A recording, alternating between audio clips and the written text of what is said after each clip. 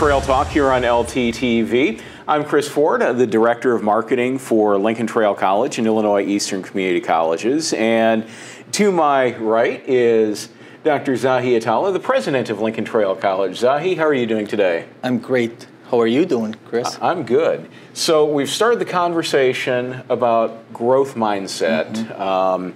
We've talked about it a couple of times already, and now we're talking about it at the institutional level, at the college level, what we can do to encourage a growth mindset. And we're talking about both with not just our students, but our faculty and staff, our organization as a whole. Yes, it is. I think it is imperative to create opportunities for students to feel empowered. And the only way that we could do that is by adopting some of the best practices and some approaches that remove obstacles in front of students. So we become a place of empowerment, not just a place of learning. Right. So, one of the things that I really like about this, Zahi, is what you just said, is looking to remove those obstacles, those barriers that students may face as they try to matriculate their way through Lincoln Trail College.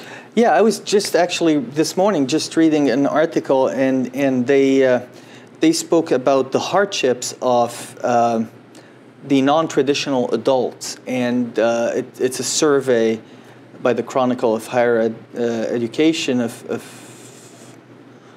dozens and dozens of institutions. And one thing that keeps on coming back is how we're rooted in our past, rooted in the way we do things, rooted in the way we think that it's the best way for everyone because we succeeded. And a growth mindset forces us to rethink how we approach being, rather than a sage on a stage, the guide on the side, supporting our students, creating and walking along the students on that path and that journey.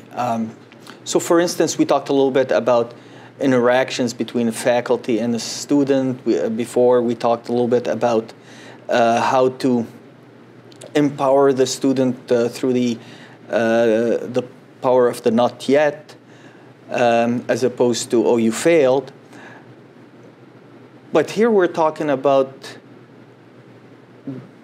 really taking the natural things that people do and putting them to enhance student experiences and growth, and putting them at an institutional level and being mindful about them and being really directive about them. Well, and I think a couple of examples as we were preparing for this that we talked about is like what's happening in Cindy Boyce's classroom, where she's changed how education is done in there. She isn't standing up and lecturing to students. She's having the students work together, learn together, and helping them along the way. And I think another good example, when we talk about removing obstacles, we're not talking about making the class easier, but we're talking about maybe accessibility. And one of the things that Jackson Hemrick and Welding has done is he's provided some evening hours for students to come in and continue their growth. Absolutely. Those go a long way. Our attitude as employees and faculty in the classroom make a huge difference. But what is the institution and its strategic planning and all of its approaches doing? We cannot be rooted in what we think is right. We have to be rooted in how we can make the students succeed. Right, and it's obviously not an overnight process. It is not. It is not. It's strategic planning at its best, and it's being diligent about what we do, rethinking it and refocusing on students and thinking that we can improve. They're not just the students, we're all students.